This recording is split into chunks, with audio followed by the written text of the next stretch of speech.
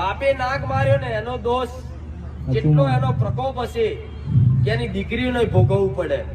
પણ માતા એવું કહું છું કે નાગ ઘરમાં આવતો ને તો એની નાગની જગ્યા હતી એટલે નાગ ઘરમાં આવતો, રોજે રોજ આવતો. અને એક નહીં, હું મેલડી તો બે નાગ ભારું. હાચું મારી હાચું અને સપના વાત મારી બે નાગ પર મારા એક ટીવી ની જગ્યા ને બે બાજુ ખૂણામાં બે નાગ ઉભા હરગેમાં. આ કાલ જ કીધું મારી. શું કીધું એમને?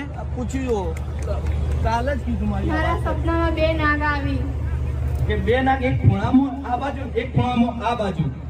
એ જારે પડી તારે હા માં વિચાર કરો. આ બે નાગ મારેલા અને એક નાગ નું હજુ તો ત્યાં નાળિયો લારી નું ભૂઈ કરી દીધી, નહીં લાવી દીધા. તો બીજા નાગ નું કરશો શું? આ બહુ મોટું મહાપાપ છે. હું કોઈને પાપી ઠેરાવું નહીં, પણ નાગ દેવ એટલે ધરતી ના